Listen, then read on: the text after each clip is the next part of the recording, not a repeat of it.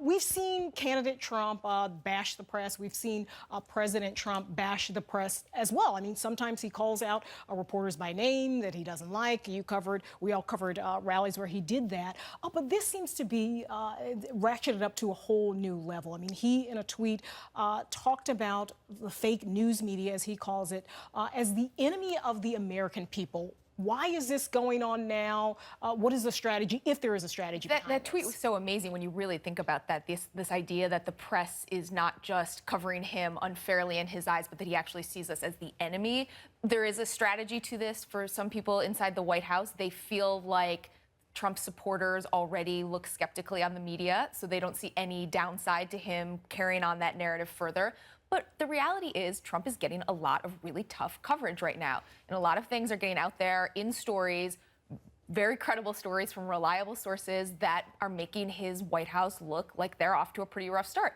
I think that it's pretty fair to question whether Mike Flynn would have actually been fired had the Washington Post not written two back-to-back stories on this. Right. So some of this is Trump just pushing back at the perception that's being built about his White House. But to me, I think one thing that will be interesting in the Trump presidency, how he's being covered in the press is one way that he will be judged, but it's not the only way. Yes. And it certainly is not the most important way. Whether he can get health care passed, whether he can do tax reform. Yep. And he seems to lose that sometimes with his focus, this intense focus on the coverage. Yeah, and Ryan, it isn't clear how bashing the media actually helps him with governing, helps him get any of those things done, like Obamacare, like bringing people together, that he'll need to do that on the Hill to get any of these agenda items passed. Well, it does accomplish one thing. I mean, discrediting the independent press does help a politician become the sole source of information to their supporters, right? I mean, look, he's not the first president to attack the press. He quoted Jefferson. Mentioned Jefferson. Obama did the same thing. And just to point out, you can cherry pick a quote from any of the founders to make your arguments. Right. And just to read one other from Jefferson. Yes. Were it left to me to decide whether we should have a government without newspapers or newspapers without a government, I should not hesitate a moment to prefer the latter. That's also Thomas Jefferson. Yeah, you didn't mention that part. Look, in with a First Amendment in a democracy, we're lucky. We don't get thrown in jail. You know, in a lot of other countries, the way you deal with the press is you throw them in jail. In America, the way politicians have long done it is you attack them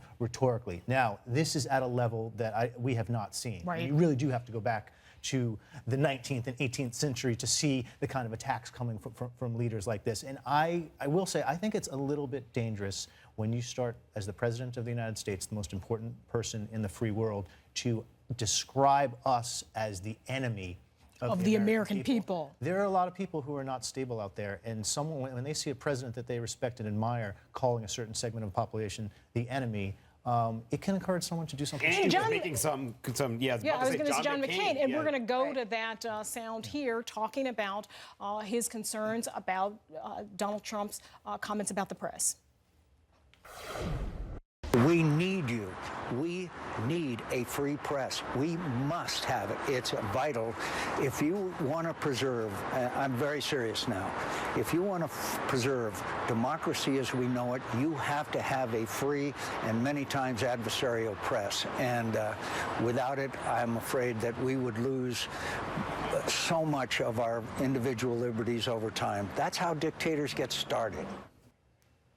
Manu. Yeah, that's a pretty remarkable statement. Powerful, yeah. And I think that what Trump is saying of calling the press the enemy is unnerving a lot of Republicans.